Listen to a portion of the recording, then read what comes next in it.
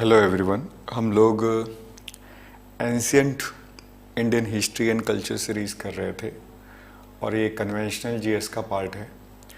Conventional GS की अगर हम लोग बात करें तो कन्वेंशनल जीएस में जीएस का स्टैटिक पार्ट आता है। जो भी लोग सिविल सर्विसेज या एसएससी या और एग्ज़ाम जहाँ पे जीएस आता है उसकी तैयारी कर रहे हैं तो उसमें उन्होंने देखा होगा कि जीएस में एक तो डायनेमिक पार्ट होता है, करंट अफेयर्स का पार्ट, जो कि चेंज होता रहता है। वो तो जिस साल आप एग्ज़ाम देने जा रहे हैं, जिस मंथ देने जा रहे हैं, तो उसके past 6 months, 1 year, past 2 years का आपको जो करंट अफेयर्स है वो पता होना चाहिए। वो तो डायनेमिक पार्ट है, चेंज होता रहता है, it keeps changing. But there is some static part. Static part में क्या क्या आता है? स्टैटिक पार्ट में फिक्स चीज़ें हैं जिसको हम लोग कन्वेंशनल जीएस बोलते हैं, जैसे Indian history and culture, history of India and the world. अब वर्ल्ड की हिस्ट्री इतनी ज़्यादा नहीं पूछते तो हिस्ट्री ऑफ इंडिया, एंशियंट बोल सकते हैं, मेडिवल उसमें ले सकते हैं। मेडिवल उतना नहीं पूछते बट एंशियंट का रहता है पार्ट, क्योंकि वो कल्चर में भी आता है। मॉडर्न इंडिया की जो हिस्ट्री है, पर्टिकुलरली इंडियन नेशनल मूवमेंट और जो फ्रीडम स्ट्रगल था, वो हिस्ट्री का पार्ट। कल्चर को हिस्ट्री के भीतर भी ऐड कर सकते हैं, कल्चर को अलग से भी ले सकते हैं। हिस्ट्री एंड कल्चर के सिवा ज्योग्राफी का जो पार्ट है, ज्योग्राफी के पार्ट में आपको इंडियन ज्योग्राफी भी पता होना चाहिए, वर्ल्ड ज्योग्राफी की जो मेजर चीज़ें वो भी पता होना चाहिए। प्लस ज्योग्राफी में जो फिजिकल ज्योग्राफी है वो irrespective of India and the world, irrespective of the places, जो ज्योग्राफी का जो फिजिकल ज्योग्राफी वाला सेक्शन है या ह्यूमन ज्योग्राफी का थोड़ा बहुत, फिजिकल ज्योग्राफी तो ज़्यादा इंपॉर्टेंट है, वो हमको पता होना चाहिए। तो history, geography, culture, polity. Polity मतलब पॉलिटिकल स्ट्रक्चर, पर्टिकुलरली अगर हम लोग इंडियन कॉन्टेक्स्ट में बात करें तो कॉन्स्टिट्यूशन ऑफ इंडिया और उससे जो related allied government structure and administrative structure, administrative reforms से रिलेटेड टॉपिक हैं। तो history, geography, culture, polity, economics के जो फंडामेंटल्स हैं, सोशियोलॉजी के जो फंडामेंटल्स हैं, पब्लिक एडमिनिस्ट्रेशन के जो फंडामेंटल्स हैं, ये जीएस का स्टैटिक पार्ट है। इसमें हम लोग अगर डायनेमिक पार्ट यानी कि करंट अफेयर्स अगर ऐड कर दें तो हमारा जो है जनरल स्टडीज़ कंप्लीटली प्रिपेयर हो जाता है। तो हम ये सारी चीज़ें करेंगे, डिस्कस करेंगे। तो अभी हम लोग कन्वेंशनल जीएस में इंडियन हिस्ट्री कल्चर सीरीज़ में 2 चीज़ें कर चुके हैं और बिल्कुल बिगिनिंग से कर रहे हैं। एक हम लोगों ने पेंटिंग्स स्टाइल की थी, पेंटिंग जॉनर्स किए थे, जो लोकल पेंटिंग स्टाइल्स इंडिया में डेवलप हुई हैं वो की थी। दूसरा हम लोगों ने डिस्कस किया था फ्रॉम द वेरी बिगनिंग, जहाँ से हमारे पास हिस्टोरिकल रिकॉर्ड्स अवेलेबल हैं, इंडस वैली सिविलाइजेशन, वो हमारा फर्स्ट टॉपिक था। और सेकंड टॉपिक जो भी हम लोग करने जा रहे हैं वो है वैदिक कल्चर। हम लोग क्रोनोलॉजिकल ही आगे बढ़ रहे हैं और क्रोनोलॉजी में हम लोगों ने इंडस वैली सिविलाइजेशन की थी स्टोन एज के जस्ट बाद, later stone age, copper age बोल सकते हैं। उसके बाद जो हमारी एज आती है आयरन एज, जब आयरन का यूज स्टार्ट हो गया, हम लोगों ने डिक्लाइन किया था कि कैसे इंडस वैली सिविलाइजेशन डिक्लाइन हो गई थी और उसके बाद वैदिक कल्चर इमर्ज होने लगा था। तो जहाँ इंडस वैली सिविलाइजेशन ख़त्म होती है उसके बाद देयर इज सम गैप और उसके बाद हमारा वैदिक कल्चर स्टार्ट हो जाता है। तो वो हम लोग आज की क्लास में करेंगे। तो वैदिक कल्चर मतलब अगर हिस्ट्री का वो पार्ट है जिसको अगर हम लोग समझे जहाँ पे वेदास लिखे गए थे, Vedas were written at that time, वो वाला हमारा टाइम जो है। और उस समय जो कल्चर था वो वैदिक कल्चर या आर्यन कल्चर भी इसको बोल सकते हैं। तो आर्यन सिविलाइजेशन भी इसको एक अल्टरनेटिव नेम दिया जा सकता है। तो आर्यन सिविलाइजेशन के बारे में हम लोग उनके कल्चर के बारे में, उस समय लाइफ स्टाइल क्या थी, वेदास क्या थे, और ये कुछ उसमें से इम्पोर्टेंट सब क्वेश्चंस बनते हैं जीएस में जो जरूर पूछे आते हैं, वो डिस्कस करेंगे। तो सबसे पहली चीज़ तो ये है कि वैदिक सिविलाइजेशन, मैंने बताया था कि क्रोनोलॉजिकली वो टाइम है जब वेदास लिखे गए थे। तो Vedas were written over a period of time, जिस समय आर्यन हम बोल सकते हैं कि आर्यन सिविलाइजेशन अपने आप को इस्टेब्लिश कर रही थी। तो इस वैदिक सिविलाइजेशन के जो फाउंडर्स थे वो आर्यंस थे और इसमें जो आर्यंस थे उनके बारे में थ्योरी जो अभी मानी जाती है वो इमिग्रेंट पीपल थे। और उनका जो फर्स्ट अराइवल इंडिया में हुआ था वो स्लाइड में मैंने देखा है 2000 से 1500 BC, मतलब बिफोर क्राइस्ट, 2000 to 1500 के आसपास हुआ था, बिफोर क्राइस्ट। और आर्यंस जब इंडिया में सेटल हो गए थे तो उन्होंने जो सीरीज ऑफ रिलीजियस हिम्स लिखी थी, मतलब हम लोग बोल सकते हैं कि रिलीजियस पोइट्रीज बोल सकते हैं, तो उस टाइप के जो टेक्स्ट बुक्स थे वही हमारे वेदास हैं। तो जो वेदास का जो एक्चुअल मतलब होता है, वेदास स्टैंड्स फॉर नॉलेज।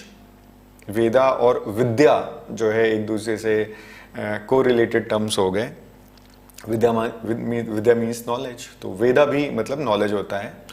और ये एक्चुअली मंत्र या कोई श्लोक नहीं है, ये नॉलेज और कॉन्सेंस के बारे में बेसिक जो है चीज़ें हैं।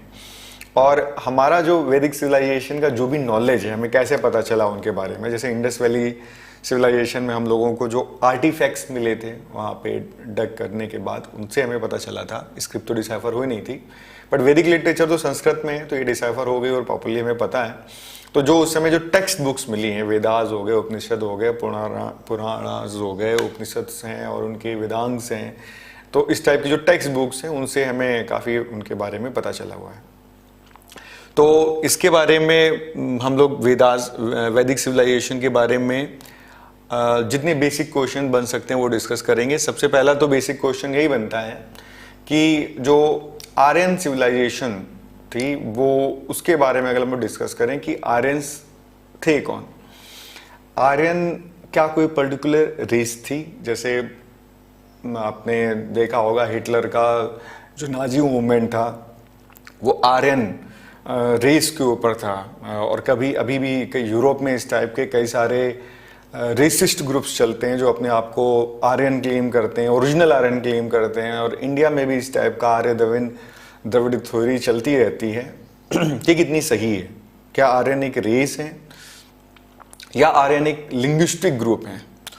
तो इसके बारे में कई लोगों ने अलग अलग थ्योरीज प्रपोज की है। मैक्स मूलर, सबको मालूम है, जर्मन स्कॉलर था और इंडिया में काफ़ी सारी उसने इंडिया के एंशिएंट हिस्ट्री पे स्टडीज़ की हैं। तो उसके हिसाब से तो Aryan belong to a race. But जो अभी हम लोगों की जो थ्योरी है, हो सकता है मैक्स मूलर की थ्योरीज उतनी ज़्यादा जो है साइंटिफिक ना हो, तो हम लोगों की जो थ्योरी अब डेवलप हुई है, हम लोगों की मतलब जो स्कॉलर्स की जो थ्योरी डेवलप हुई है अभी, वो ये है कि रेस वाला एसएच डीएनए, मतलब अगर आप मैच कराएं तो एसएच कुछ नहीं है। अब जैसे इंडिया में आर्य द्रविड़ की जो थ्योरी है कि अलग अलग रेस हैं, तो फिर उनके डीएनए चेक किए गए, डीएनए की कोडिंग तो हो चुकी है, ह्यूमन जीनोम कोडिंग, तो उससे पाया गया कि नहीं, ऐसा कुछ नहीं है। ये एक लिंग्विस्टिक ग्रुप है। आर्यन जो है एक लिंग्विस्टिक ग्रुप है और ये एक लिंग्विस्टिक ग्रुप जो है वो संस्कृत के इर्द गिर्द घूमता है।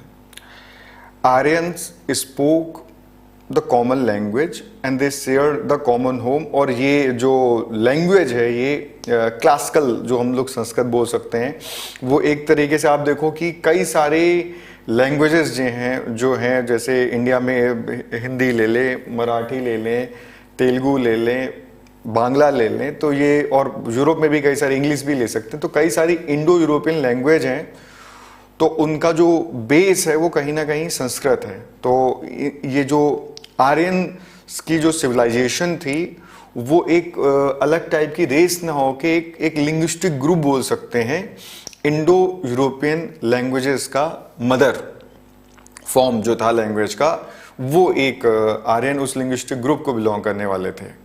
तो Sanskrit was the language of Aryans. और ये इसके बारे में कई लोगों ने बोला था, तो इसके बारे में सर विलियम जोन्स की थ्योरी आई और उन्होंने बोला कि आर्यंस की जो लैंग्वेज थी वो संस्कृत थी और उस संस्कृत का इन्फ्लुएंस कई सारे कल्चर्स पे पड़ा है। ग्रीक पे, लैटिन पे, गोथिक पे, सेल्टिक पे, जर्मन पे, पर्शियन पे, इंडिया में तो खैर है ही। और ये जो है आर्यन माइग्रेशन ऑफ इंडिया जो है उसका कोई रिटन डॉक्यूमेंट नहीं है, कोई उसका आर्कियोलॉजिकल प्रूफ नहीं है। तो इस चीज़ को हम लोग हियर इन इटसेल्फ कंप्लीट कर लेते हैं कि आर्यन थ्योरी इज आर्यन जो थी थ्योरी वो माइग्रेशन या रेस वाली, ना माइग्रेशन सही है बट रेस की ना होके एक लिंग्विस्टिक ग्रुप की थ्योरी है। और एक क्लासिकल संस्कृत जो है वो इनकी प्रोटो इंडो यूरोपियन लैंग्वेज, वो हम मान सकते हैं कि ये जो है लैंग्वेज ग्रुप का है। इनफैक्ट इसके प्रूफ भी हैं।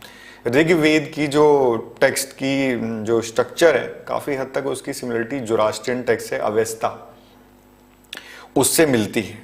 और प्रोटो इंडो यूरोपियन जो लैंग्वेज है संस्कृत उनका डिसेंडेंट है, संस्कृत से डिसेंडेंट और लैंग्वेजेस हैं इंडिया की, तो इससे ये चीज़ तो बिल्कुल क्लियर हो गई। आगे बढ़ते हैं। कहाँ से आए थे भाई? आर्यन लिंग्विस्टिक ग्रुप हैं, इंडो यूरोपियन लैंग्वेज कनेक्शन है। तो भाई इनका घर कहाँ था? ओरिजिनल होम कंट्रोवर्सी कहाँ के थे भाई? ये कहाँ से आए थे भाई? इंडिया में, इंडिया के ही हैं, बाहर से आए? तो कई सारे इसके में भी हैं, कई स्कॉलर्स ने अलग अलग व्यूज़ दिए हैं। किसका व्यू सही है पता नहीं, बट ये व्यूज़ किसके किसके हैं वो मैं बता सकता हूँ। मैक्स मूलर ने बोला था सेंट्रल एशिया से। स्वामी दयानंद सरस्वती का व्यू पॉइंट था कि ये तिब्बत से हैं।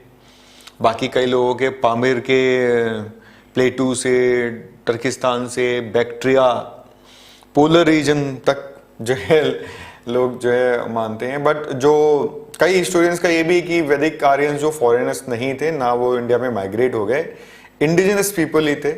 सप्त सिंधु जो मैंने कल बताया था, इंडस एंड देयर ट्रिब्यूटरीज, उसी को उन्होंने ओरिजिनल होम बना लिया था। और ये थ्योरी भी चलती है।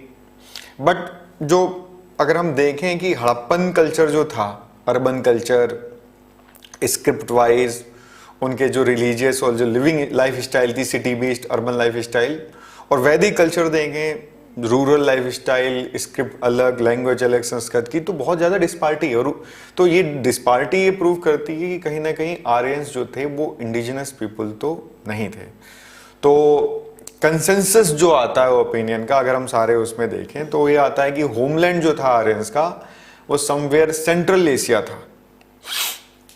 सेंट्रल एशिया आप समझ सकते हैं कि ईरान के आसपास का जो सेंट्रल एशियन रीजन था, समवेयर वहाँ से। और मैंने अवेस्ता से सिमिलरिटी भी बताई थी, अवेस्ता भी ईरान से ही ओरिजिनेट हुआ था। तो ईरान का, सेंट्रल एशिया का जो अराल और कैस्पियन सी के बीच का जो रीजन है, वो एक इंडो ईरानियन ग्रुप था, वहाँ से ओरिजिनेट हुआ था। वहाँ से ईरान से अफगानिस्तान, अफगानिस्तान से आप समझ सकते हैं जो सिंध वाला रीजन है, जो पुराना प्लेन्स ऑफ पंजाब, जो पुराना इंडिया का जो पूरा ग्रेटर इंडिया वाला पार्ट था, वहाँ पे माइग्रेशन हुआ। तो ये हमारी जो है मानी जाएगी थ्योरी, मान सकते हैं कि ये ओरिजिनल हो सेंट्रल एशिया और माइग्रेशन हुआ था। और ये था एक लिंग्विस्टिक ग्रुप, अलग से कोई जेनेटिक ग्रुप नहीं था। ठीक, आगे बढ़ते हैं। आर्यन सिविलाइजेशन के बारे में हमें आर्कियोलॉजिकल जो एविडेंसेस मिले हैं, आर्कियोलॉजिकल एविडेंसेस में सबसे इंपॉर्टेंट चीज़ क्या मिली? Horse bone. आपको, अगर आप लास्ट वीडियो आपने देखा हो जिसमें हम लोग डिस्कस कर रहे थे आर्यन सिविलाइजेशन के से पहले इंडस वैली सिविलाइजेशन, तो इंडस वैली सिविलाइजेशन में सबसे खास बात ये थी कि इंडस वैली सिविलाइजेशन में हॉर्सेस का यूज नहीं था। इंडस वैली सिविलाइजेशन में बुल्स का यूज था, हॉर्सेस नहीं थे। आर्यन सिविलाइजेशन में हॉर्सेस का, अगर आप लोग रामायण महाभारत अगर आप देख रहे हो तो आप देखोगे कि हॉर्सेस तो अच्छे खासे यूज होते ही हैं। हॉर्स चैरियट, कृष्णा अर्जुना वाला सीन आपको याद होगा, गीता वाला। तो वो हॉर्सेस और चैरियट का यूज आर्यन सिविलाइजेशन की सबसे जो मतलब बोल सकते हैं कि डिस्टिंक्टिव जो चीज मिली है इंडस वैली सिविलाइजेशन से, वो है हॉर्स और चैरियट का यूज। आर्यंस के जो बेस्ट फ्रेंड थे वो हॉर्सेस थे, और बाकी डोमेस्टिक लेवल पे काउज हम बोल सकते हैं उनका था।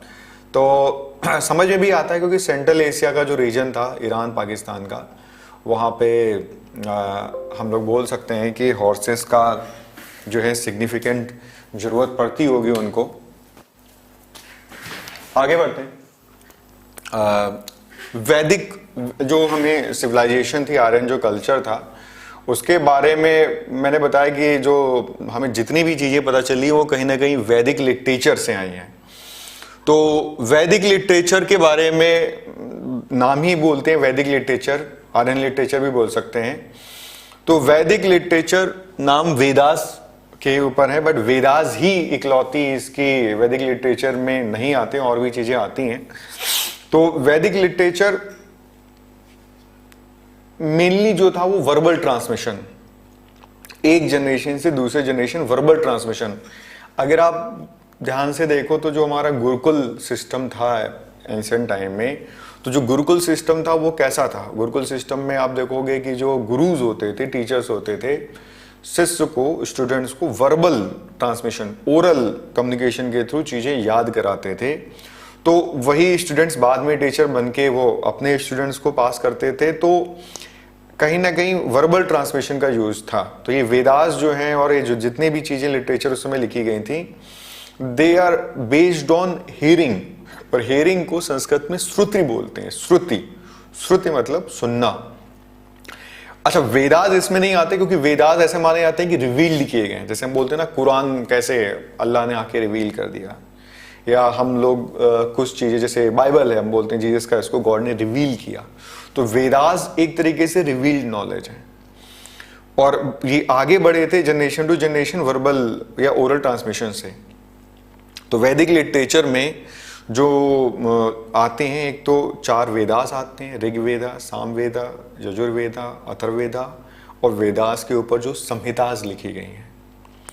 फिर हर संहिता की एक ब्राह्मणाज है जो संहिताज के साथ अटैच्ड हैं, आरण्यकाज लिखे गए हैं, उपनिषद लिखे गए हैं। तो वैदिक जो लिटरेचर है बेसिकली वो 2 पार्ट्स में डिवाइडेड है, 2 ब्रॉड ग्रुप्स में डिवाइडेड है। अगर आप पीछे वाली स्लाइड देखेंगे तो देखिए आप, वैदिक लिटरेचर की एक मैंने पिक दी है यहाँ पे, और इसमें है आपका श्रुति और स्मृति। वैदिक लिटरेचर 2 ब्रॉड ग्रुप्स में डिवाइडेड है। Shruti, that which has been heard, जो मैंने बताया था कि वेदास को माना जाता है कि रिवील्ड हुए थे, मतलब सुने गए, रिवील किए गए गॉड से, और फिर उस सेक्रेट टेक्स्ट को बनाया गया। तो ये जो रिवील्ड वाले, रिविलेशन वाले, नॉलेज वाले हैं, वो श्रुति हैं, सुने गए। अब कहाँ से सुने गए, उनका सोर्स हम नहीं एग्जैक्टली पिन पॉइंट कर सकते। श्रुति में आते हैं वेदास, ब्राह्मणास, आरण्यक और उपनिषद, जो भी हम लोग डिस्कस कर रहे थे, ये श्रुति है। दूसरा जो ग्रुप है, मेजर ग्रुप है, वो है स्मृति। स्मृति आप कनेक्ट कर सकते हो, स्मरण करना, याद करना। तो that which has been remembered, and if something is remembered, मान लीजिए 4 लोग बैठे हैं और एक बंदे ने कुछ बात बोली दूसरे को, और दूसरा वाला on the basis of memory वो तीसरे को बताए, तीसरा वाला इसको चौथे को पास करे, तो जो चीज मेमोरी बेस्ड होगी वो इट में चेंज ओवर टाइम। तो स्मृति जो है उनकी ऑथेंटिसिटी सिर्फ इतनी ही है कि वो चेंज होती गई है टाइम पे। तो वो वेदास से जितनी इमेज करती हैं, श्रुति से जितनी इमेज करती हैं, उतनी वो ऑथोरिटेटिव हैं। बाकी उनकी कोई बहुत ज़्यादा ऑथोरिटेटिव या ऑथेंटिसिटी नहीं है, क्योंकि they have change over time, क्योंकि वो इस मेमोरी बेस्ड थी।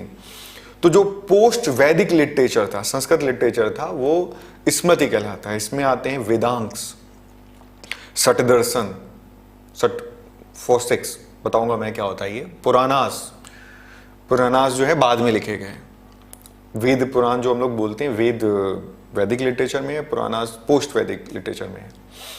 इतिहास, उपवेद, तंत्रास, आगमास, उपंक्स, हर एक पे कुछ ना कुछ ये कल्चर में क्वेश्चन बन सकता है, हम लोग ये डिस्कस करेंगे। अच्छा, इसके बाद एक पोस्ट वैदिक संस्कृत लिटरेचर भी है, एपिक्स जिनको बोलते हैं। श्रुति स्मृति के सिवा भी हम बोल सकते हैं, जैसे रामायण हो गया, महाभारत हो गया। तो श्रुति और स्मृति में एक ऐसा बिल्कुल, मतलब आप देखो कि बिल्कुल क्लियर कट कोई डिस्टिंक्शन नहीं है, कंटिन्यूटी है, कंटिन्यूअम है। आप देखो श्रुति पहले लिखे गए और उसकी कंटिन्यूटी में स्मृति आई, और उसके बाद हमारे लिटरेचर्स आए, एपेक्स आए। तो ये कंटिन्यूअम है, मतलब एक कंटिन्यूअम में वेदास जो है वो लेफ्ट एक्सट्रीम पे है, तो जो लिटरेचर रामायण महाभारत है वो राइट मोस्ट एक्सट्रीम पे। तो एक कंटिन्यूटी टाइप का है, इसको आप बिल्कुल क्लियर कट डिस्टिंक्शन मत समझिएगा। But Shruti which has been revealed and heard, और स्मृति जो कि रिमेंबर्ड है और वो पास होती है एक जनरेशन से जनरेशन, तो चेंज होती है टाइम टू टाइम, और कंटिन्यूअम है, ये याद रखिएगा। आगे बढ़ते हैं। वैदिक लिटरेचर में हम लोग नई जो अगली चीज हम लोग डिस्कस करेंगे कि जो वेदास जब लिखे गए थे, मैंने ये जो स्लाइड्स यहाँ पे दी आप दे सकते हो, सेक्रेड स्क्रिप्चर्स बांटा है मैंने, श्रुति स्मृति मीनिंग बताई दी है।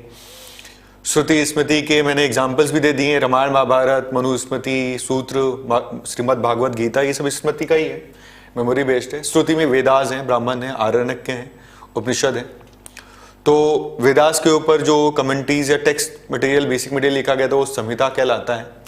भृगु संहिता, ब्रह्म संहिता, गर्ग संहिता, कश्यप संहिता, शिव संहिता, याज्ञवल्क्य संहिता, इस टाइप की संहिताज हैं।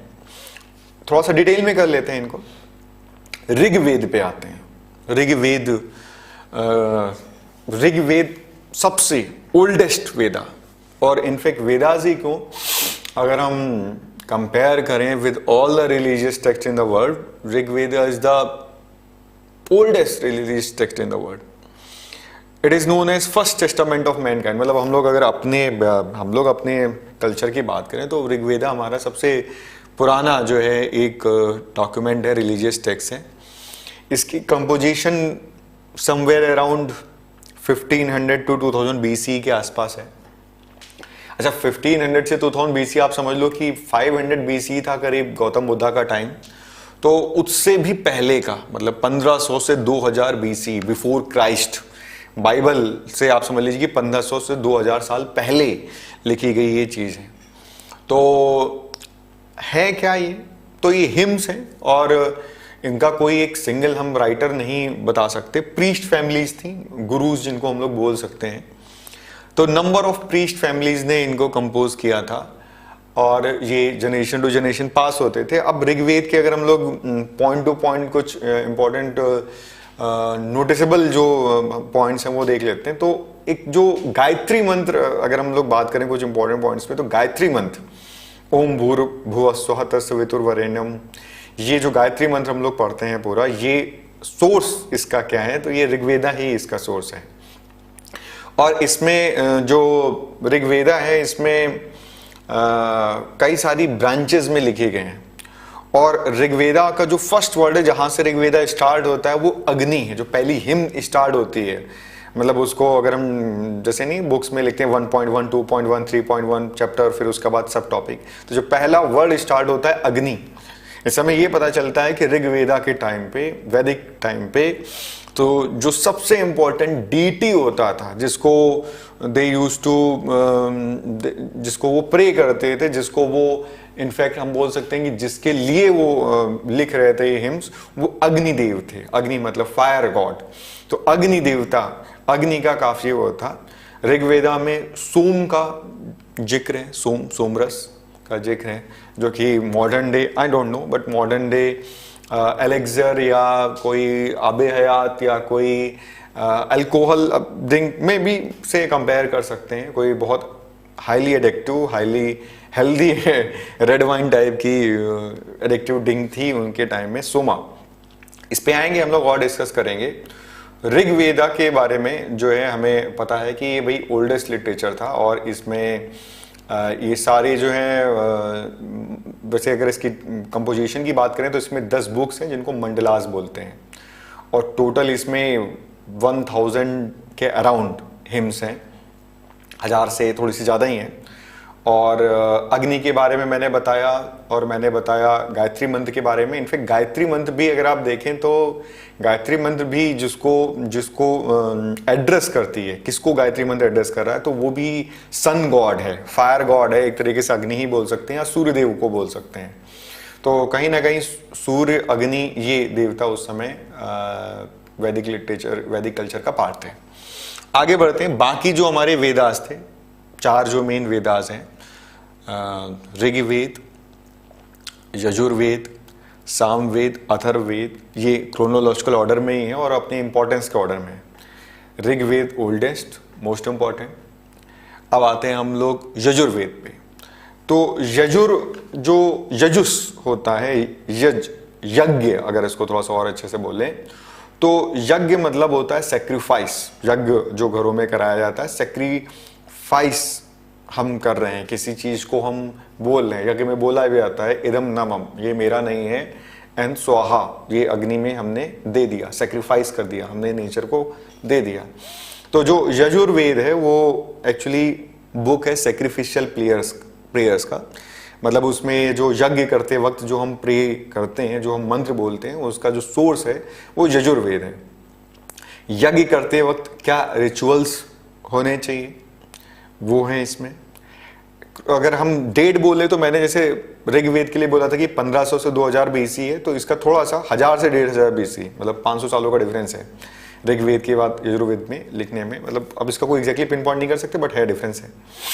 सैक्रिफिशियल रिचुअल्स मैंने बता ही दिया। अगर आप यजुर्वेद में कुछ भी पूछा तो अब यज्ञ याद रखना, सैक्रिफिशियल रिचुअल्स, आल्टर कैसे बना है, तो अब आल्टर की थोड़ी सी जियोमेट्री भी है, क्या ऑफर करना है और क्या मंत्र पढ़ने हैं, जो भी उसमें कुछ पार्ट ब्लैक यजुर्वेदा भी है, उसमें कुछ हम बोल सकते हैं कि ब्लैक मैजिक टाइप की चीजें भी हैं। मंत्र जो है पढ़ने का वो भी है। फिर उसके बाद सामवेदा पे आते हैं। सामवेद में जो मीनिंग हमें समझनी पड़ेगी, समन का मतलब होता है मेलोडी, और इसमें थोड़ा सा रिदमिक मेलोडीज हैं सामवेदा में।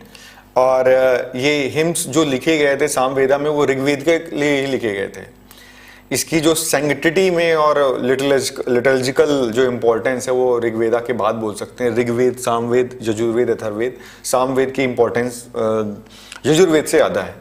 इसमें भी करीब 1500 हजार के आसपास हिम्स हैं, और मैंने बताया कि ये थोड़ा सा मेलोडियस हिम्स हैं, बस इतना हम लोग कर सकते हैं। और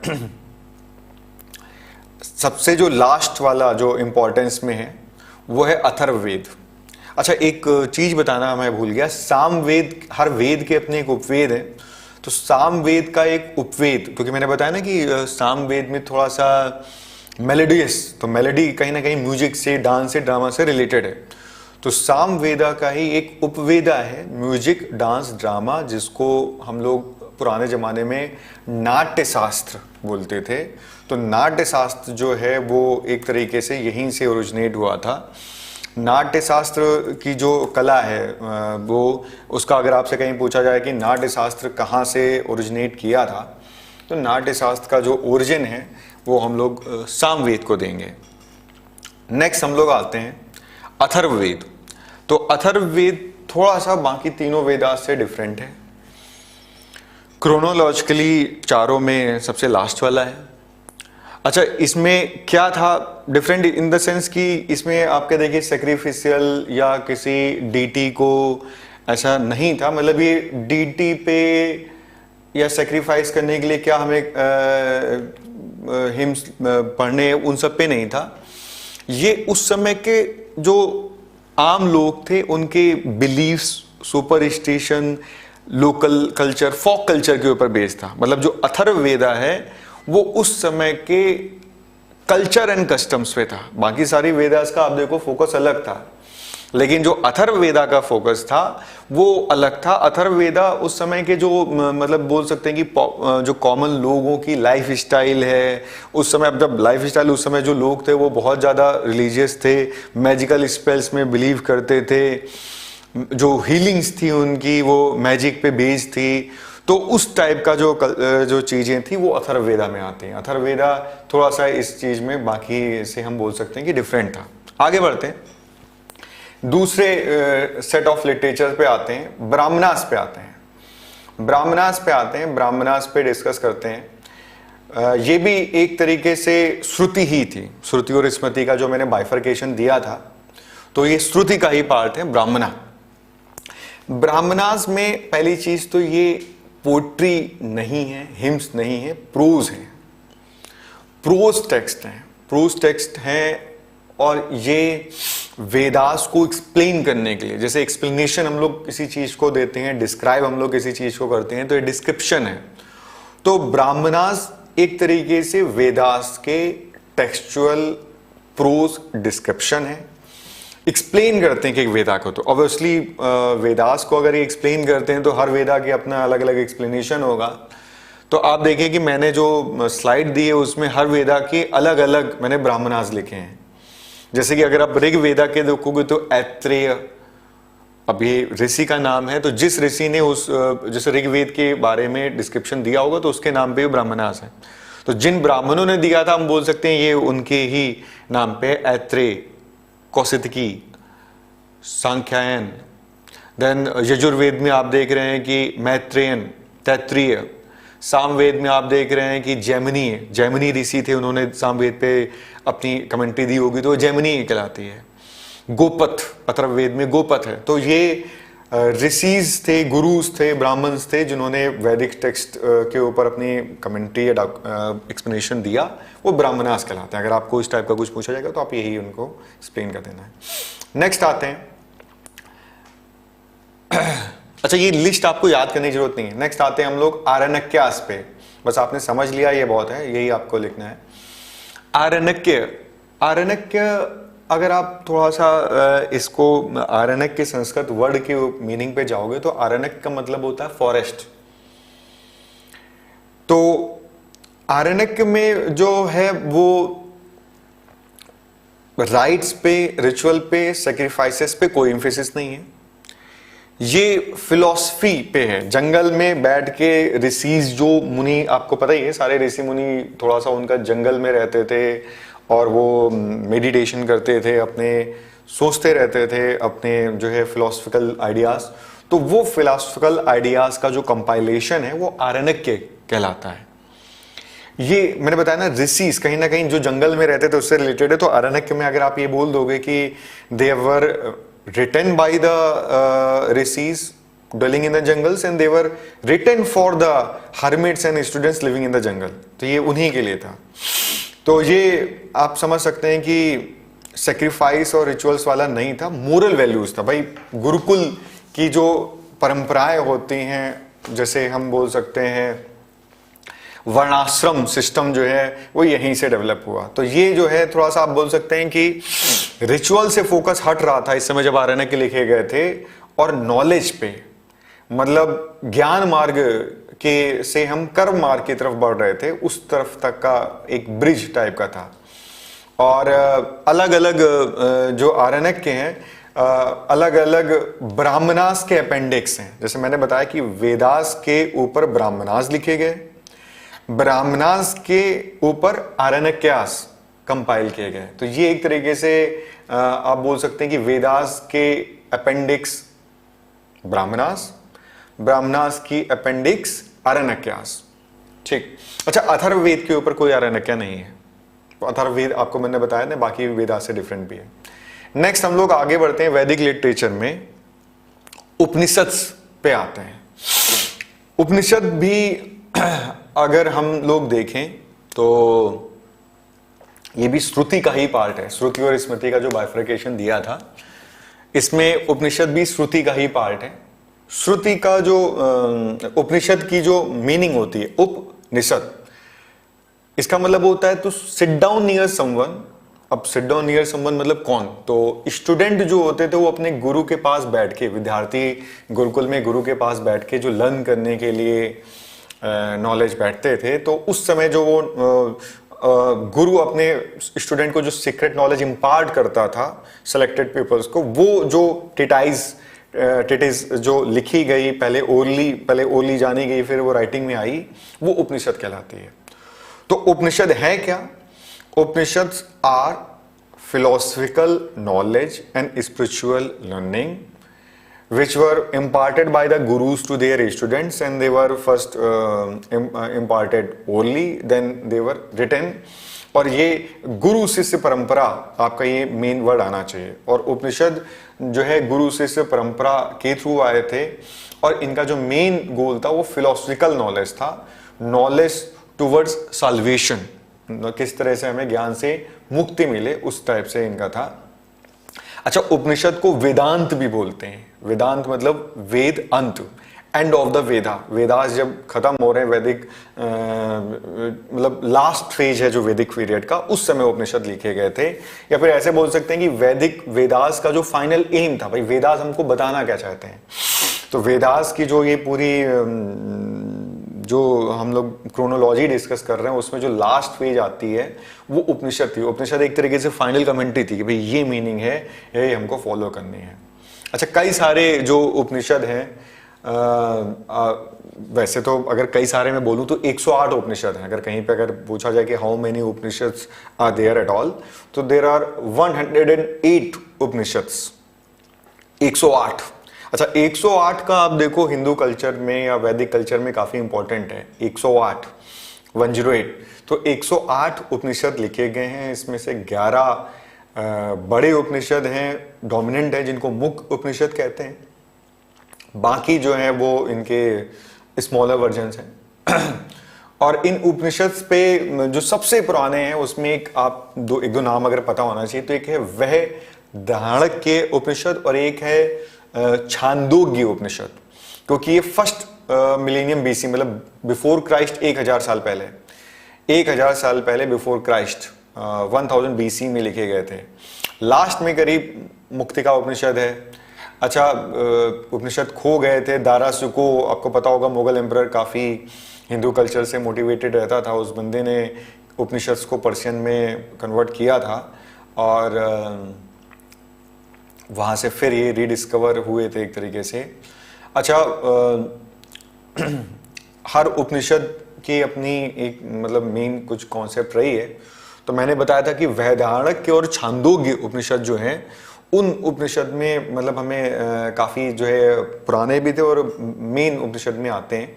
तो आपने एक लाइन या श्लोक सुना होगा, अस्तोमा सद्गमय, हमें ओ गॉड हमें डार्कनेस से लाइट की तरफ ले चलो, तमसो माँ ज्योतिर्गमय, मृत्युर्मा अमृतगमय। ये जो लाइन है ये वैधारणक्य उपनिषद से ही आती है। अच्छा, एक और अगर आपने लाइन सुनी हो, तत्त्वम असि, तत्त्वम असि संस्कृत में, thou are that, you are that, तो ये छांदोग्य उपनिषद से है। एक और आपने कहीं सुना हो, अहम ब्रह्मास्मि, अहम ब्रह्मास्मि मतलब आई एम ब्रह्मा, मतलब मेरी आत्मा होल यूनिवर्स को, मेरी जो कॉन्शियसनेस है वो होल यूनिवर्सल कॉन्शियसनेस का पार्ट है। तो अहम ब्रह्मास्मि ये भी वैधारणक्य उपनिषद से ही है। तो इस टाइप के आप देख रहे हैं कि उपनिषद का बहुत इंपॉर्टेंट कंट्रीब्यूशन है हमारे कल्चर में। आगे बढ़ते हैं, स्मृति लिटरेचर पे आते हैं। ये सारे मैंने बताया, ये तब तो श्रुति लिटरेचर का पार्ट था। स्मृति लिटरेचर पे आते हैं। स्मृति मैंने बताया था कि जो memory based, teacher to student, student to his own students, from generation to generation जो पास हुआ था। स्मृति लिटरेचर में वेदांग आते हैं। वेदांग जो है, अच्छा वेदांग क्या चीज है, तो वेदांग जो है वो वेद के अंग, वेदास से कनेक्टेड ऑक्सिलरी डिसिप्लिन्स हैं। तो 6 मेजर वेदांग्स हैं और वो 6 जो वेद के अंग हैं, जो मेजर पार्ट हैं, वो हमें पता होना चाहिए। उनमें षट दर्शन भी हम लोग बोलते हैं, 6 Orthodox school of Hindu philosophy जो इसी समय डेवलप हुए थे। न्याय, सांख्य, योग, वैशेषिका, पूर्व मीमांसा एंड उत्तर मीमांसा, ये हिंदू फिलॉसफी जो वेदांग या स्मृति लिटरेचर में उस समय डेवलप हुई थी। हर एक स्कूल ऑफ हिंदू फिलॉसफी अपने आप में एक मेजर सब टॉपिक बन सकता है। मैं फिर से नाम रिपीट कर रहा हूं, न्याय, सांख्य, योग, वैशेषिका, पूर्व मीमांसा और उत्तर मीमांसा। तो इन सब पे हम लोग थोड़ा सा डिस्कस कर लेते हैं कि इन सब में क्या क्या चीजें हैं। न्याय पे आते हैं। न्याय, ये वर्ड हम लोगों ने कहीं ना कहीं सुना होता है, न्याय मीन्स जस्टिस, इस टाइप का जजमेंट करना। वैसे न्याय की जो मीनिंग है यहाँ पे वो है valid knowledge, knowledge which is valid. बात वही आती, क्या सही है क्या गलत है। तो या ये भी बोल सकते हैं कि लॉजिक का पार्ट है, नॉलेज कैन बी वैलिड और इनवैलिड। तो how do we know which knowledge is valid, how do we know which knowledge is invalid, knowledge की वैलिडिटी कैसे पता करें। तो परसेप्शन से, इन्फ्रेंस से, परसेप्शन मतलब प्रत्यक्ष दिखाई दे रहा है, इन्फ्रेंस मतलब हम अनुमान लगा रहे हैं, उपमान हम कंपैरिजन कर रहे हैं, हम किसी चीज की वर्बल टेस्टिमोनी दे रहे हैं, नहीं ये होना चाहिए शब्द। तो how do we know something is valid, तो परसेप्शन, प्रत्यक्ष, इन्फ्रेंस, अनुमान, कंपैरिजन, उपमान, वर्बल टेस्टिमनी, शब्द, ये सारी चीजें न्याय में डिस्कस हुई थी। तो न्याय एक जो था वो नॉलेज की वैलिडिटी के ऊपर था, ये न्याय का फोकस था। वैशेषिका पे आते हैं। वैशेषिका ये फिलॉसफी का एक थोड़ा सा पोर्शन है, बट थोड़ा सा हम लोग डिस्कस कर लेते हैं। वैशेषिका जो था वो कनाद ऋषि, अगर कनाद ऋषि आपने नाम सुना हो, इन्होंने प्रपोज किया था। कनाद का कहीं ना कहीं एटमिस्टिक थ्योरी आती है उनका। कण नहीं, हम लोगों ने सुना है कण जो संस्कृत में वर्ड आता है कण, पदार्थ, ये कहीं ना कहीं कनाद ऋषि के नाम पे है। वैशेषिका में कहीं ना कहीं डिस्कस हुआ था फिलॉसफी। इसका जो पोस्टुलेट है वो ये कि everything in the universe can be reduce two atoms. In fact यही बात तो कहीं हम लोग अभी मॉडर्न साइंस में भी डिस्कस करते हैं। जब हम लोग अपनी 10th की साइंस स्टार्ट करते हैं केमिस्ट्री में या साइंस में, तो हम लोग यही तो बोलते हैं कि everything in the universe can be reduce to smaller particles, finite number of atoms, moles, इस पे आते हैं अवोगाद्रो नंबर। तो वो जो एटमिस्टिक थ्योरी थी वो कहीं ना कहीं वैशेषिका से आई थी, कनाद से आई थी। पदार्थ, ये सारी चीजें डेवलप हुई थी कि हम जो है हम कैसे अपने जो यूनिवर्स को एक्सप्लेन करें, तो in terms of atoms explain करेंगे। तो ये थोड़ा सा ये जो दिख सकता है उसी को ही वैलिड मानते थे। वैशेषिका परसेप्शन को मानते थे, इन्फ्रेंस को मानते थे, बाकी कहने वहने को ज्यादा नहीं मानते थे। परसेप्शन और इन्फ्रेंस इनके लिए मैटर करता था। एटमिस्टिक थ्योरी इसको बोल सकते हैं। और बाद में वैशेषिका में सब्सटेंस, द्रव्य जिसको बोलते हैं, गुण, क्वालिटी, एक्टिविटी, सामान्य, जनरलिटी, पर्टिकुलरिटी, इनहेरेंस, ये सारी चीजें भी डिस्कस हुई। आगे बढ़ते हैं सांख्य के बारे में डिस्कस करते हैं। सांख्य संख्या कहीं ना कहीं रिलेटेड है। उस संख्या क्या होती है? संख्या मतलब काउंटिंग, इन्यूमरेशन, हम काउंट कर रहे हैं। तो सांख्य स्कूल ऑफ फिलॉसफी जो है वो कपिल ऋषि की फिलॉसफी है। ये लिखा भी है, कपिल ऋषि की फिलॉसफी है। टाइमिंग आपको दी हुई है, बट मैं मेजर चीज पे फोकस करूंगा।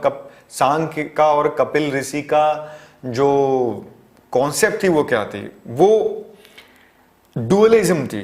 डुअलिज्म का मतलब होता है, डुअल का मतलब ही होता है दो, मतलब जैसे डुअल नेचर जो है हमारा, वो दो, रियलिटी जो है हमारी वो दो पार्ट्स में है। एक पुरुष है और एक प्रकृति है। There are only two realities, इधर पुरुष और प्रकृति। पुरुष जो है वो कॉन्शसनेस है, प्रकृति जो है वो मटेरियल रियम है। तो जो पुरुष है वो कॉन्शसनेस अलग पार्ट है, और जो प्रकृति है, जो मैटर है, यूनिवर्स है, सब्सटेंशियल मटेरियल, वो अलग है। और जो लाइफ होती है, जो जीव होता है, वो एक स्टेट है जिससे हमारा पुरुष प्रकृति से बॉन्ड हो जाता है, और वो through the glue of desire. और जब वो डिजायर खत्म हो जाती है, वो बॉन्डेज खत्म हो जाता है, तो जो जीव है वो पुरुष प्रकृति अलग हो जाती है, तो हम उसको मोक्ष बोलते हैं। और जब तक मोक्ष नहीं मिलता तब तक ये पुरुष जो है वो प्रकृति से बंधा रहता है। मतलब पुरुष यानी कि हमारी जो कॉन्शियसनेस है वो प्रकृति, इस मटेरियल वर्ल्ड में घूमती रहती है, इससे बंधी रहती है, डिजायर बोल सकते हैं, हमारी इच्छाओं की वजह से, और जीव इसके बंधा रहता है। तो वो जो जब तक नहीं मिलती है तो हम बंधे रहते हैं, और जब मिल जाती है तो हम मोक्ष मिल जाता है। कुछ जो है आपने सुना भी होगा इससे रिलेटेड चीजें। ये सांख्य की फिलॉसफी कपिल ऋषि की फिलॉसफी थी। ठीक, डुअलिज्म इसका मेन कॉन्सेप्ट था। और आगे बढ़ते हैं, योगा फिलॉसफी पे आते हैं। योगा फिलॉसफी, अब बाबा रामदेव ने तो योगा को फेमस कर ही दिया है। तो योगा फिलॉसफी पतंजलि, महर्षि पतंजलि, आयुर्वेद सबको पता है। पतंजलि आयुर्वेद बाबा रामदेव से कनेक्टेड। पतंजलि उन्होंने नाम क्यों रखा होगा? क्योंकि योगा फिलॉसफी महर्षि पतंजलि से ही आती है। तो योगा का मतलब ज्यादा बताने की जरूरत नहीं है। योगा का मतलब होता है टू कंट्रोल। कुछ सांख्य फिलॉसफी से ही रिलेटेड है कपिल की, कि हम मटेरियलिस्टिक वर्ल्ड से बॉन्डेड है, हमें फ्री करना है, डिजायर्स को कंट्रोल करना है। योगा मतलब डिजायर्स को कंट्रोल करना। तो योगा एक तरीके से सांख्य फिलॉसफी को एक्सेप्ट करता है, सांख्य की जो मेटाफिजिक्स उसको एक्सेप्ट करता है। और जो पतंजलि का जो योग दर्शन है वो एक तरीके से राजयोग कहलाता है। और भी वैसे योगा की ब्रांचेस है, कर्म योगा, ज्ञान योगा, मतलब जो लिबरेशन है, मोक्ष है, वो कैसे आए? फिजिकल पोस्चर्स, मेडिटेशन, या फिर कर्म योगा, कुछ काम करके, ज्ञान योगा नॉलेज के थ्रू, भक्ति यानी कि हम जो जैसे होता है ना रामकृष्ण वैष्णवाइट भक्ति के थ्रू, हठ योगा बहुत ज़्यादा फिजिकल जो है स्ट्रॉन्ग पोस्चर्स के थ्रू, और जो पतंजलि का राज योगा वो तो चित्त वृत्ति निरोधा, मतलब जो है हम अपने माइंड को थोड़ा सा इनहिबिट करें, कंट्रोल करें, जो कि बाद में जाके स्वामी विवेकानंद ने भी परसू किया था, उस टाइप वाला है। और योगा के भीतर ही जो है योग सूत्र जो थे पतंजलि के, उन्हीं में यम, नियम, आसन, प्राणायाम, प्रत्याहार, धारणा, ध्यान, समाधि, ये सब आए थे। अगर पतंजलि के योग सूत्र के बारे में कुछ पूछा जाए तो आपको पता होना चाहिए यम। यम है 5 एब्सटेंशंस जो हमें नहीं करने, एब्सटेन करना है। सत्य, अहिंसा, अस्तेय मतलब लालच ना करना, ब्रह्मचर्य, सेलिबेसी, अपरिग्रह, पॉजेसिवनेस नहीं रखना, नियम जो ऑब्जर्वेशंस हैं, शौच, संतोष, तपस, ऑस्टेरिटी, स्वाध्याय, और प्रणिधान, गॉड को सरेंडर करना। Asana means to be seated for meditation. Pranayama सबको पता है, सस्पेंडिंग ब्रेथ, ब्रेथ को कंट्रोल करना, रिस्ट्रेन करना। प्रत्याहार, एब्स्ट्रैक्शन, विड्रॉ करें अपनी सेंसेस को। धारणा, कंसंट्रेशन, ध्यान, मेडिटेशन। समाधि, लिबरेशन, अल्टीमेट गोल, कॉन्शियसनेस को मर्ज कर देना। हठ योग पे आते हैं। हठ योग जो है वो राजयोग से डिफरेंट है। हठ योग जो है मेजर जो डिफरेंस है हठ योग का, कि हठ योगी जो है वो थोड़ा सा स्टार्ट करता है साधना से, स्पिरिचुअल प्रैक्टिस से, और वो स्पिरिचुअल प्रैक्टिस कहीं ना कहीं पोस्चर से, आसन से रिलेटेड है, प्राणायाम से रिलेटेड है। राज योगा जो है वो माइंड से स्टार्ट करता है, हठ योगा बॉडी से स्टार्ट करता है। अगर आपसे अगर 1 लाइन डिफिनेशन पूछी जाए, 1 लाइन डिस्टिंक्शन पूछा जाए राज योगा का और हठ योगा का, तो आपको दिमाग में रखना कि जो पतंजलि का राज योगा है वो माइंड से, स्वामी विवेकानंद का जो राज योगा वो माइंड से स्टार्ट करता है, माइंड को कंट्रोल करो। हठ योगा जो है वो बॉडी को कंट्रोल करो, माइंड अपने आप कंट्रोल हो जाएगा, इससे स्टार्ट करता है। आगे बढ़ते मीमांसा। मीमांसा का मतलब इंक्वायरी होता है। अच्छा, मीमांसा अगर आपसे पूछा जाए कि मीमांसा के बारे में, तो मीमांसा इन्वेस्टिगेशन है, वेदास की, धर्म की इंक्वायरी, इसी में मीमांसा फिलॉसफी में आती हैं इस टाइप की चीजें, कि धर्म जो है वो रीजन या ऑब्जर्वेशन के लिए नहीं है। हम मतलब मीमांसा ये मानता है कि वेदास की ऑथोरिटीज को एक्सेप्ट कर लें, वेदास आर इटर्नल, इनफेलिबल, इस टाइप का, मतलब मान लो। मीमांसा बस मान लेता है कि बस इसको ज्यादा वो हमें नहीं करना है, अब इसमें रीजनिंग और लॉजिक मत लगा, ये है सच तो है और ये हमारी ड्यूटी है, ये हमारा, अगर हम नहीं फॉलो करते तो ये मोरल है, इसको ड्यूटी फॉलो करना है, इसके फॉलो करना ही हमारे मोरल्स हैं। ये मीमांसा की मेन चीज है। इसमें भी पूर्व मीमांसा और उत्तर मीमांसा मतलब क्रोनोलॉजिकल डिफरेंसेस, लेटर वाला उत्तर मीमांसा है, पूर्व वाला पहले वाला है। पूर्व मीमांसा जैमिनी ऋषि थे, उन्होंने का बताया हुआ था, और उस समय तक बुद्धिज्म आ चुका था। तो पूर्व मीमांसा की जो आइडियोलॉजी थी वो बुद्धिज्म को काउंटरैक्ट करनी थी। आप देखिए डिफरेंस क्या है, जिस समय बुद्धिज्म पनप रहा था उस समय मीमांसा थ्योरी चल रही थी जो कि रिजिड हो चुकी थी, वो बोलती कि वेदास बिल्कुल सही है, और बुद्धिज्म क्या बोलते थे, नहीं ऐसा नहीं है, हर चीज में आप रीजनिंग लगाओ, लॉजिक लगाओ, वेदास इनफेलिबल नहीं है। तो बुद्धिज्म के जो अपोनेंट थे, जो बिल्कुल उनके सामने खड़े होके वेदास को बोल रहे थे नहीं बिल्कुल सही है, वो मीमांसा वाले ही थे, और यही रिजिडिटी थी वजह जिसकी वजह से बुद्धिज्म और जैनिज्म बाद में जाके पॉपुलर हो गए। ये कंटिन्यूटी है कि क्या वैदिक लिटरेचर में दिक्कत थी, क्योंकि वेदांत जो है बाद में आके रिजिड हो गया था। तो जो मैंने बताया कि जो षड्दर्शन फिलॉसफी थी, न्याय डिस्कस किया, वैशेषिका किया, सांख्य किया, योग किया, मीमांसा में पूर्व और उत्तर मीमांसा किया, और वेदांत हम लोगों ने डिस्कस किया। अच्छा, और भी वैदिक लिटरेचर जो हुआ था, जैसे जैसे महर्षि व्यास या बादरायण, महाभारत से उनका कनेक्शन है। वेदांत में फिलॉसफीज अद्वैत, द्वैत, विशिष्ट अद्वैत, द्वैत, अद्वैत, इस टाइप की कुछ फिलॉसफीज चल रही थी, बताया था मैंने। और फिर डिस्कस कर लेते हैं। द्वैत का मतलब होता है डुअलिज्म, विशिष्ट, अद्वैत, अद्वैत का मतलब होता मोनिज्म। तो ये इस समय फिलॉसफी चली थी। अद्वैत का मतलब था शंकराचार्य की, जो आदि शंकराचार्य की फिलॉसफी थी, अद्वैत फिलॉसफी है। उसमें क्या है कि ब्रह्म जो है वो ओनली रियलिटी है और जो वर्ल्ड है वो इल्यूजन है। अद्वैत का मतलब सिंगल, बस खत्म। विशिष्ट अद्वैत रामानुज की फिलॉसफी थी, रामानुजाचार्य की। उसमें थोड़ा सा इसमें विशिष्ट मतलब स्पेसिफिक अद्वैत की, इसमें कि ब्रह्मा का एक पार्ट भी है जीवात्मा, सिमिलर है बट आइडेंटिकल नहीं, मतलब ब्रह्मा अलग है, जीवात्मा अलग है। जबकि अद्वैत में तो क्या है, ब्रह्म ही सब कुछ है, अहम ब्रह्मास्मि, और कुछ नहीं। द्वैत का मतलब, द्वैत माधवाचार्य ड्युअलिस्टिक है। उसमें माना जाता है कि भाई दो चीजें हैं, गॉड है, उसके इनकारनेशन है, सोल है जीवात्मा, और मैटर जो है वो अलग अलग एंटिटी है। मतलब मैटर अलग, सोल अलग, ये अलग अलग एंटिटी, ये द्वैत है। फिर और भी इससे रिलेटेड फिलॉसफीज हैं, द्वैत, अद्वैत, शुद्ध अद्वैत, भेदाभेद। ये तो फिलॉसफी का बहुत ज्यादा पार्ट हो जाएगा, तो हम डिस्कस नहीं करेंगे।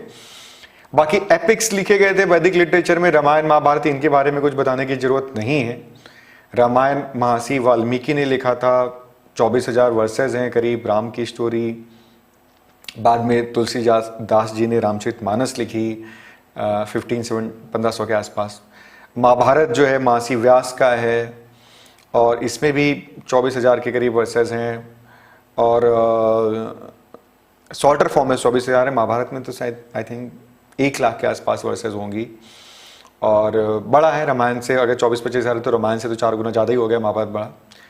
पुराणास पे आते हैं, पुराणास नेक्स्ट हम लोग आगे बढ़ते हैं, पुराणास पे आगे आते हैं। पुराणास जो है वो वैदिक लिटरेचर में बाद में आते हैं, पोस्ट वैदिक लिटरेचर जिनको बोल सकते हैं। और ये थोड़ा सा हिंदू फिलॉसफी का करप्टेड फॉर्म है। ये देखिए मैंने हाईलाइट भी किया है, हिंदू फिलॉसफी का करप्टेड फॉर्म है।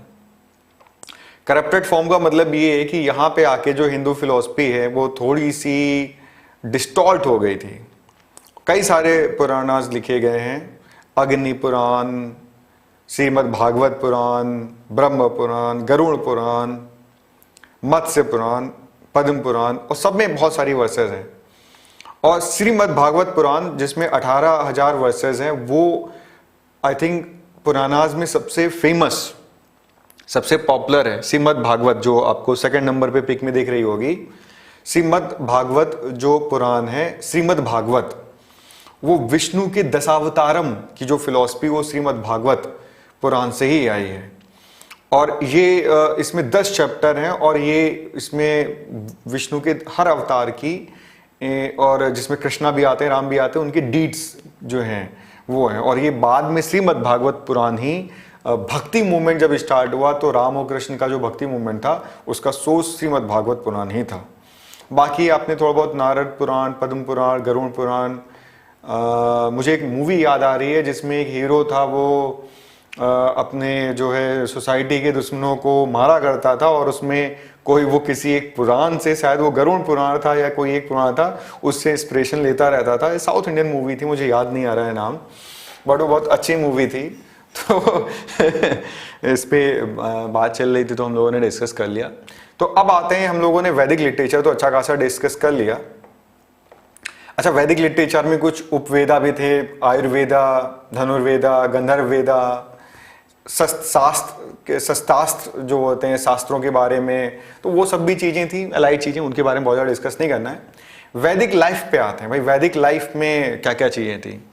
तो वैदिक लाइफ में मैंने स्लाइड में बहुत कम चीजें दिखाई हैं, बाकी चीजें मैं बोल देता हूँ। वैदिक जो सिविलाइजेशन थी, आर्यन की सिविलाइजेशन, रहते कहाँ पे थे, तो आर्यंस मैंने बताया सब सिंधु इंडस सिविलाइजेशन वाले एरियाज में। वैसे तो हिमालयाज, तिब्बत, तुर्किस्तान, ईरान और गंगा और विंध्या तक इनका जो है पूरा रीजन था जियोग्राफिकल। और इस समय तक आर्यन कल्चर का जो है वो यमुना, सतलज, सरस्वती तक पहुंच चुका था, इनका जो जियोग्राफिकल एक्सटेंट जो थी। और इनके माउंटेन्स का जिक्र मिलता है, हिमालय का तो मिलता है, but south of the Yamuna का जिक्र नहीं मिलता है, और विंध्या के बाद, सातपुड़ा के बाद का नहीं मिलता है। सीज का कोई रेफरेंस नहीं मिलता इनके लिटरेचर में। फिर वेदास में नहीं मिलता है, बाद में रामायण में तो है ही। फिर इनके अगर कस्टम की बात की जाए, पॉलिटिकी की बात की जाए, तो ट्राइब्स में थे, ऐसा कुछ समझ में आता है कि जो वैदिक आर्यंस थे वो ट्राइब्स में बटे हुए थे। ट्राइब्स थे, ट्राइब के अपने लीडर थे, अलग अलग जगह पे रहते थे। इनमें सबसे इंपॉर्टेंट जो आर्यन ट्राइब थी वो भरत की ट्राइब थी, जिसके नाम पे इंडिया को बाद में भारत बोला गया। और युद्ध होते रहते थे इन ट्राइब्स के बीच में, और ये युद्ध होते रहते थे। युद्ध के थ्रू ये जो है अपने किंगडम को आगे बढ़ाते थे। फिर एक और इम्पोर्टेंट ट्राइब थी पुरुष की, जिसको हम बोल सकते हैं, वो काफ़ी फेमस थी। बाकी और भी ट्राइब्स थी, अनस की, यदूस की, यदुवंश जिनके नाम पे है, तुर्वासास की, भरत की तो मैंने बताया ही। फिर उसके बाद यदु के नाम पे यदुवंश भी है, तुर्वासा भी है। फिर जो इनका जो ट्राइब थी वो जन कहलाती थी। जन का जो चीफ होता था वो राजन कहलाता था, protector of the tribe and the cattle.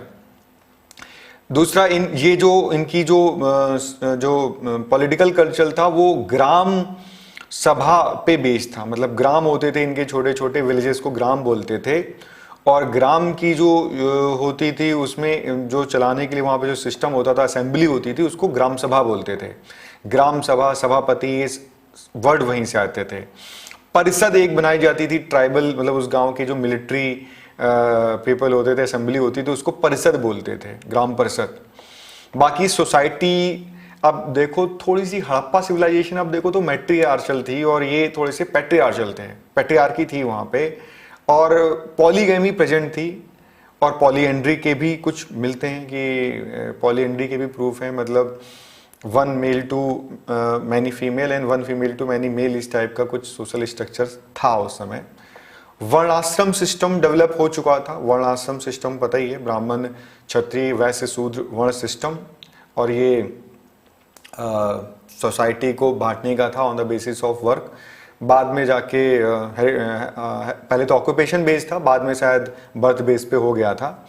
बाकी आश्रम सिस्टम था, ब्रह्मचर्य, गृहस्थ, वानप्रस्थ, संन्यास आश्रम सिस्टम था। वर्णाश्रम सिस्टम भी डेवलप हो चुका था। गोत्र सिस्टम था, अभी भी काफ़ी गोत्र सिस्टम, ये गोत्र, गौ, काउपेन एक मैगरिज्म था सोशल टाइज का शादियों के लिए, आज भी काफ़ी पॉपुलर है, और काफ़ी मूवी इस पे बन चुकी हैं, तो मुझे बताने की ज़रूरत नहीं है। गोत्र सिस्टम सबको पता ही होगा, बट ये इस समय था इनका। बाकी इनकी इकोनॉमी थी वो थोड़ी सी पेस्टोरल थी। इकोनॉमी मैंने यहाँ पे इम्पोर्टेंट दिखाया है। पेस्टोरल का मतलब है कि विलेज वाली जो इकोनॉमी थी, काऊ पे बेस्ड थी, हॉर्सेस पे बेस्ड थी, कैटल पे बेस्ड थी, और वाइल्ड एनिमल्स भी थोड़ा बहुत था। कैटल जो है, गाय और बैल हो गए, वो वेल्थ या गोड भी बोल सकते हैं, वो वेल्थ से सिनोनिमस माना जाता था। गाय एक तरह से ज़्यादा गाय होना या ज़्यादा कैटल होना एक वेल्थ माना जाता था, जिसको गौमत बोलते थे। गाय का दान उस समय सबसे बड़ा दान माना जाता था। गौ पूजा उस समय काफ़ी वो होती थी, और बुफेलो को गौरी बोलते थे, या मतलब गौ का काफ़ी, गाय उसमें काफ़ी मेन मीडियम ऑफ एक्सचेंज होती थी, कैटल और काऊ। बाकी मेटलर्जी की अगर हम बात की जाए तो मेटलर्जी में आयरन एज आ चुकी थी उस समय। रिलीजन पे आते हैं। रिलीजन जो था वो थीस्ट था, मतलब मानते थे, और वन इन मैनी था। नेचर के फोर्सेस को वर्शिप करते थे, बेसिक यूनिटी ऑफ नेचर पे बिलीव करते थे। ऋग्वेदिक गॉड्स जो थे वो थोड़े से डिफरेंट थे, हमारे जो इस समय हम लोग जो गॉड्स मानते हैं उससे थोड़े से डिफरेंट थे आर्यंस के गॉड। और आर्यंस के जो गॉड थे वो कहीं ना कहीं नेचर से इंस्पायर्ड थे। तो एक जो गॉड मैंने यहाँ पे लिखा है द्यू, वो कुछ कुछ ड्यूज जैसा है, और ग्रीक का जूस जिसको बोल सकते हैं, जुपिटर का जो फर्स्ट लेवल है जूस, उससे इंस्पायर्ड था द्यू। फिर इसी तरीके से स्काई गॉड था, जिसको वो लोग मिथ्रा बोलते थे। मिथ्रा जो है वो स्काई गॉड था। नाइट स्काई को वरुण बोलते थे। फिर और भी, जैसे मैंने पिक में इंद्र, अग्नि मैंने बताया था ऋग्वेद की पहली हिमी, इसी पे वरुण, वायु, नेचर गॉड को काफी वर्शिप थे, नेचर गॉड। तो वैदिक लिटरेचर में जिनका जिनका मेंशन किया गया है वो ड्यूज हैं, Varun god of the sky, god of the law of nature Ritu, Varun को पाताल लोक का भी, अंडरवर्ल्ड का भी माना जाता था। इंद्र का काफी मेंशन है, इंद्र का काफी इंपॉर्टेंस मिलती थी। Indra was the God of rain and thunder. Indra, कुछ कुछ मुझे थोर जैसी फीलिंग आ रही है तो इंद्र और थोर टाइप का कुछ कनेक्शन हो सकता है, और थोर के फादर थोड़े से ड्यूज टाइप के मुझे लग रहे हैं। बाकी इंद्र वाज द, बाद में वैदिक सोसाइटी में इंद्र जो है मोस्ट प्रोमिनेंट डेटी बन गए थे, और वॉर के डेटी, जैसे बिल्कुल थोर का जो आता है वॉर के डेटी भी। Later on Aditi sun god, Savitri sun से कनेक्शन। अग्नि देवता की काफी वर्शिप है, अग्नि को गॉड में प्रीस्ट माना जाता था, गॉड का प्रीस्ट जो है वो अग्नि माना जाता था। वायु बताने की जरूरत नहीं है, विंड। रुद्र शिव से, डिस्ट्रॉयर से कुछ कनेक्शन है। बाकी अग्नि को जब हम होमेज देते थे तो अग्नि को मतलब सेक्रीफाइस के सारे होमेज जो है अग्नि को जाते थे। और बाकी सोम का काफी जिक्र है उस समय रिलीजियस कल्चर में, सोमा का काफी, फर्मेंटेड जूस बोल सकते हैं, फर्मेंटेशन से तो सारी अल्कोहलिक ड्रिंक्स बनती हैं। फर्मेंटेशन का फर्मेंटेड ड्रिंक सोम, उसमें सोमरस जिसको बोलते हैं, काफी पॉपुलर थी वैदिक कल्चर में, और माना जाता है कि लोग उस समय इंटॉक्सिकेटेड हो जाते थे इसको काफी पी के, तो हमारे लिए अल्कोहल टाइप की चीज हो गई। बाकी उस समय अश्विनी कुमार, यम, ऊषा, अदिति, गंधर्व, अप्सरा, ये सारी भी चीजें थी। और बाकी अगर आप देखो कनेक्ट करो तो ग्रीक डेटीज और हिंदू डेटीज में कहीं ना कहीं कनेक्शन भी और डिफरेंसेस भी हैं। थोड़ा सा सांस्कृतिक जो लैंग्वेज है वो ग्रीक के ओरिजिनल है, कनेक्टेड है, बट जो है वो नेचर वर्शिप थोड़ा सा यहाँ पे ज्यादा है। जो ग्रीक के जो गॉड्स थे वो थोड़े से इंडिविजुअल कैरेक्टर थे, नेचर उनका उतना ज्यादा नहीं था। बट हिंदू जो गॉड्स थे वो नेचर के ज्यादा क्लोज थे, ये हम बोल सकते हैं। बट जैसे इंद्रा है, इंद्रा को हम लोग रेन के साथ कनेक्ट करते हैं, बट जो उनके ग्रीक गॉड में जूस है वो स्काई से बहुत ज्यादा कनेक्टेड नहीं है। तो हिंदू और जो ग्रीक डेटीज में कनेक्टेड है कि हिंदू जो ओरिजिनल सोर्स था, नेचर सोर्स, उससे ज्यादा कनेक्टेड थे। अच्छा, वैदिक सिविलाइजेशन में और जो छोटी चीजें हैं कि उस समय मैरिज का, विवाह का क्या कल्चर था, पुरुषार्थ, धर्म, अर्थ, काम, मोक्ष, पुरुषार्थ, 4 पुरुषार्थ माने जाते थे। आश्रम कल्चर, सेक्रीफाइस और रिचुअल कल्चर, डोमेस्टिक जो कल्चर था वो बहुत ज़्यादा कुछ बताने के लिए नहीं है। बाकी एक चीज़ कर लेते हैं जो हम लोगों ने की, ये जो इंडस वैली सिविलाइजेशन या हड़प्पन सिविलाइजेशन थी और जो वैदिक सिविलाइजेशन है उनमें डिफरेंसेस क्या है। तो डिफरेंसेस अगर हम लोग देख लें तो डिफरेंसेस देखते वक्त हम लोग फिर से वही अपनी ओरिजिनल स्लाइड पे वापस आ जाते हैं। डिफरेंसेस जो था वो ये है मेन कि जो हड़प्पन सिविलाइजेशन के बारे में जो भी पता चला वो आर्कियोलॉजिकल आर्टिफैक्ट से पता चला है। वैदिक कल्चर लिटरेरी सोर्स पे, इसीलिए तो हम लोग बोलते हैं वेदास, बुक्स से पता चला है। अच्छा, हड़प्पन सिविलाइजेशन वो ओरिजिनल इनहेबिटेंट थे, आर्यन जो हैं हम वो मानते हैं कि वो माइग्रेंट्स थे। अच्छा, हड़प्पन सिविलाइजेशन अर्बन थी, वैदिक कल्चर रूरल और पेस्टोरल था, ये एक डिफरेंस है। इंडस सिविलाइजेशन में ट्रेड होता था, मेसोपोटामिया से ट्रेड और क्राफ्ट्स थे इकोनॉमी का मेन सोर्स। वैदिक सिविलाइजेशन ट्रेडिंग बेस्ड नहीं थी, पेस्टोरल थी, एग्रीकल्चर थी, कैटल रेयरिंग थी। आप देख रहे हैं डिफरेंस, मतलब वैदिक सिविलाइजेशन थोड़ी सी इनवर्स थी। और ग्राम स्वराज जो गांधी जी ने बाद में कॉन्सेप्ट दी वो वैदिक सिविलाइजेशन में उसकी झलक देखने को मिलती है। बाहर पे उतना ज़्यादा डिपेंडेंट नहीं थे, क्योंकि बाहर पे अगर आप डिपेंडेंट रहो तो क्या होता है आप देख ही रहे हो उस समय वर्ल्ड मार्केट का हाल। खैर एनीवे, अच्छा, इंडस सिविलाइजेशन में कहीं आयरन नहीं है, मैंने बताया, वो तो कॉपर एज थी और कॉपर ब्रॉन्ज कल्चर था, जबकि वैदिक कल्चर में आयरन के यूज के रेफरेंसेस मिलते हैं। एक मैंने बहुत इंपॉर्टेंट बात बताई थी, हॉर्सेस का यूज। हॉर्सेस कहीं पे भी इंडस सिविलाइजेशन में रोल प्ले नहीं करते थे, आर्यन सिविलाइजेशन में हॉर्सेस का यूज है, इंडस सिविलाइजेशन में बुल्स का यूज था। अच्छा, आर्यन नेचर वर्शिप का है काफी, और इंडस सिविलाइजेशन में अगर आप हड़प्पा सिविलाइजेशन में देखो तो पशुपति का है, मदर गॉडेस का है, एनिमल स्नेक का है, बट थोड़ा सा डिफरेंस है। अच्छा, सेक्रीफाइस वो भी फायर वर्शिप, ये हड़प्पन सिविलाइजेशन का पार्ट नहीं था। अच्छा, हड़प्पन सिविलाइजेशन अर्थ में बरी करती थी, आर्यन सिविलाइजेशन क्रीमेशन पे थी, मतलब बर्न करना। अभी जो हम लोग फॉलो करते हैं वो कुछ कुछ आर्यन या वैदिक सिविलाइजेशन ही है जो हम लोग क्रीमेट करते हैं।